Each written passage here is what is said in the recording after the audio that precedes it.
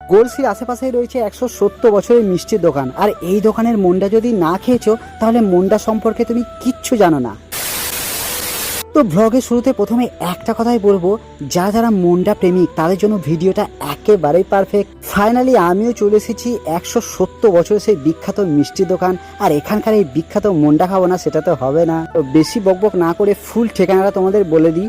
কৈতারা হাটতলা ঠিক ঢুকেই বাঁ সাইডে একটা দুর্গা মন্দির পড়বে, তারপরেই পড়বে এই বিখ্যাত মন্ডা দোকান গঙ্গারাম মিষ্টান্ন ভান্ডার। বিভিন্ন রকমের মিষ্টির সাথেও তোমরা পেয়ে যাচ্ছ একেবারে 10 টাকায় বিশাল বড় রাজভোগ, আর যেটা এতটা পরিমাণ রসালো আর খেতেও ছিল মারাত্মক টেস্ট। এই দোকানের মন্ডা তো বিখ্যাত বটেই, আর এখানে বিভিন্ন রকমের কোয়ালিটির পুরো এ ক্লাস মিষ্টি পাওয়া যায়। তাই প্রচুর দূর দিগন্ত থেকে মানুষ এখানে মিষ্টি আর মন্ডা খেতে আসে।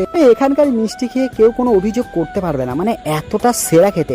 ফাইনালি সেই বিখ্যাত খাস্তা মুন্ডা পেয়ে গেছি, যেটা ভাঙতে এতটাই খাস্তা আর খেতেও ছিল একেবারে অন্য লেভেলের। দোকানের মালিকের আর কর্মচারীর ব্যবহারও কিন্তু সেরা। আপনার নাম? গঙ্গাধর রুজ। কি? গঙ্গাধর রুজ। আর দোকানটার বয়স? 1 থেকে 1.5 বছর। 1 থেকে 1.5 বছর। আর মুন্ডার দাম কত? মন্ডা 10 আর 5। সব শেষে তোমাদের আমি একটা কথাই বলবো, আজ যাই করো এখানকার এই বিখ্যাত মুন্ডাটা কখনোই খেতে মিস করো না।